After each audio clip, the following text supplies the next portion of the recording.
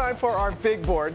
We're back breaking down the morning's top stories. Larry Hackett, our good friend, is here at the table with us. We're going to get to your story in just a moment. You can still work on your hair like you were doing the commercial. But first, we've got new information about that deadly New Jersey train crash from September. Officials close to the investigation now say the engineer driving the train suffered from undiagnosed sleep apnea. Dr. Richard Besser is going to join us now to weigh in on this. And the engineer, Rich, told investigators that he has no memory whatsoever. So just explain to people about sleep apnea and how do you know you have it? Yeah, so when we're sleeping at night, we all take brief pauses when we're not breathing. That's normal. With sleep apnea, those pauses occur more frequently and last longer, sometimes as long as more than a minute.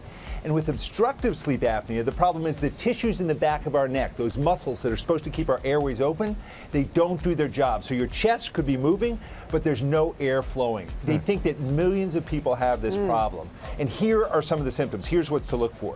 What you may have at night is snoring and snorting as you try and get that air in. You could be restless, moving all over the bed as you're trying to open up that airway. During the day, you're going to have a problem with poor concentration and sleepiness. You may fall asleep doing regular activities because you didn't get a good night's sleep. Well, you know, obviously we can see it's very dangerous, but I guess a lot of people want to know, how do you treat it? Yeah, so it is really dangerous. Most people aren't driving trains, but we are driving cars. Some people are working heavy machinery. And if you're falling asleep doing that, it can be very dangerous. And when you have apnea, you're not getting oxygen in there, and that can set you up for heart attacks and strokes. So, you know, not most people who snore don't have this, but if you snore and you're sleepy, see your doctor. They're going to do something called a sleep study where they monitor you at night, see how the air is moving, see how the oxygen's getting in your blood. And if you have obstructive sleep apnea, there's a machine that they can use for you. It's something called CPAP, which blows air into your mouth, into your nose. Yeah. That can keep those airways open. And that can take care of this problem. Yeah, my daddy had to use that. Yeah, mine too. Mine too. It's life-saving. Yeah, it definitely gets better sleep now. It really is life-changing.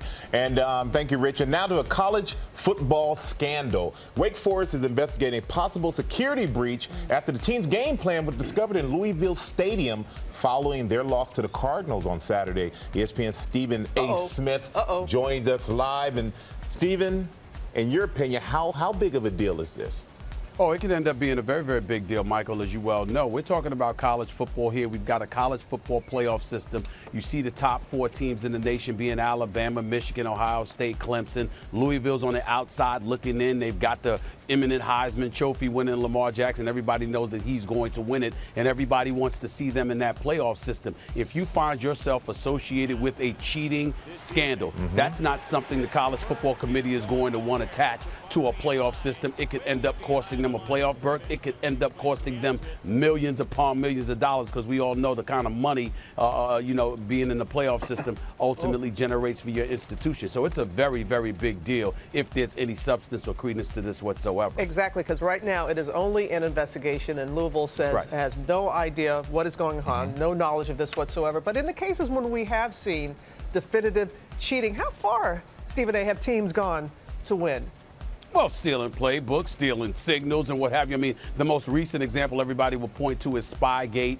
Not so much Deflategate, deflated footballs. We all know that Tom Brady's big time, a future Hall of Famer, probably the greatest quarterback of this generation. But the Spygate scandal was a very, very significant thing. The team had to pay a fine. Bill Belichick himself had to pay a fine. The NFL obviously felt that there were transgressions that took place in terms of stealing signals and what have you. And the bottom line is it was a black mark on the Patriots franchise, and it's something that has stained them and has stayed with them. A matter of fact, it would have been worse had Michael Strahan and his New York Giants not knocked the New England Patriots off after going 16-0 during the regular season and then going through the playoffs. It would have been worse for them had they won. You just made everybody in Boston hate me a little bit more, Stephen A. Smith. I would never want to do that. Never want to do that. Well, since you bring that up, Stephen A., let me ask this Hall of Famer.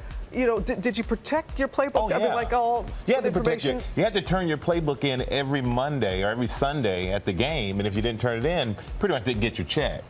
And but teams have gone. I've heard stories of the coach saying they'll send a scout to act like a janitor, as if he's cleaning the inside of a stadium, just a worker, and he's actually watching the team practice and take. Like, there are so many ways that people go about or used to get an advantage. Well, like Stephen A. said, there's a lot of money on the line. Stephen A., thank you so much. We're going to turn to R&B star Frank Ocean. In his first full interview in years, The reclusive singer telling the New York Times he plans to protest the 2017 Grammy Awards, calling it his Colin Kaepernick moment.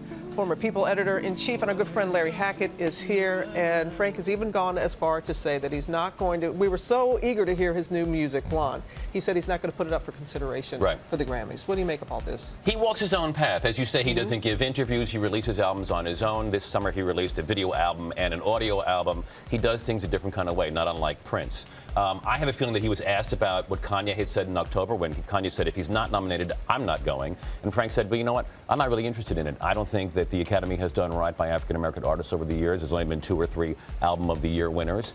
And so I'm not going to submit it. And he decides I'm going to protest. Does he have an argument? Do you think he has an argument? Well, I think he has an argument specifically about the Album of the Year category. I think it'd be hard-pressed to say that African-Americans haven't been represented in the Academy. But I don't think it matters a lot to his fans. I think people who love Frank Ocean love the fact that he's an iconoclast, love the fact that he does things his own way.